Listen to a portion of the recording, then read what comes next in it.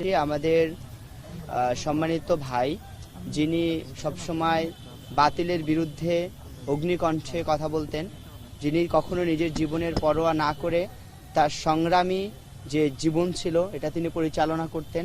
আমাদের সকলের প্রিয় ভাই শহীদ শরীফ উসমান বিন হাদি ভাইয়ের কবর জিয়ারত করার জন্য আসছি। আমাদের একটা আকাঙ্ক্ষা ছিল যে আমরা বিজয় হওয়ার পরে হয়তো শরীফ উসমান ভাইয়ের সাথে দেখা করতে আসব, ভাই আমাদেরকে শুভেচ্ছা জানাবেন, ভাইয়ের সাথে আমরা খাওয়া দাওয়া করব, এটা ছিল আমাদের প্রত্যাশা।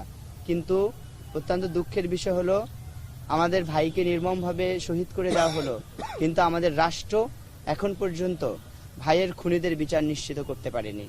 এটা আমাদের জন্য যেমন একটা লজ্জার বিষয়, পাশাপাশি এটা রাষ্ট্রের সিকিউরিটি সিস্টেম এবং রাষ্ট্রের সার্বভৌমত্বের জন্য একটা হুমকি হিসাবে দেখছি। আমরা নির্বাচিত হওয়ার পরে আমরা প্রথমেই বলেছি যে আমরা শহীদ উসমান বিন হাদি ভাইকে আমরা সবসময় ধারণ করি।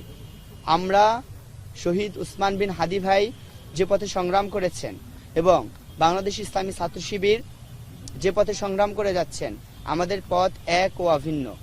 আমাদের সংগ্রাম জালিমতন্ত্রের বিরুদ্ধে, স্বৈরাচারের বিরুদ্ধে, জুলুম নির্যাতনের বিরুদ্ধে, মানবাধিকার লঙ্ঘনের বিরুদ্ধে। আমরা এক একজন নির্বাচিত প্রতিনিধি, আমরা শহীদ শরীফ উসমান বিন হাদির কণ্ঠস্বর হিসেবে কথা বলতে চাই। আমাদের জীবনের জন্য কিংবা আমাদের সিকিউরিটির বিষয় নিয়ে আমরা মোটেই ভীত সন্ত্রস্ত নই।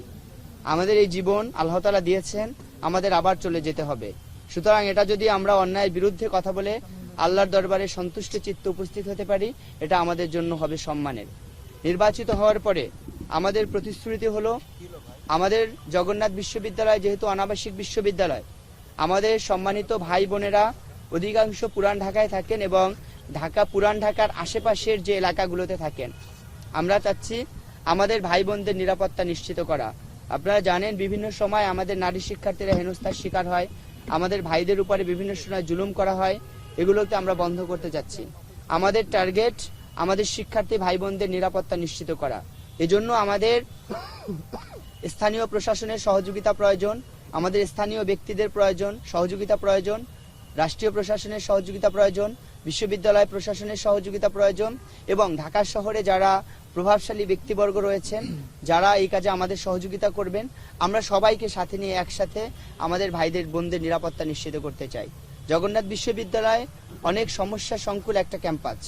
এই ক্যাম্পাসের সমস্যাগুলো বলা শুরু করলে আসলে এটা শেষ হবে না। আমরা চাই আমাদের নির্বাচনে যারা অংশগ্রহণ করেছে, যে সকল প্যানেল যে ভাই বোনেরা ছিলেন এবং বিভিন্ন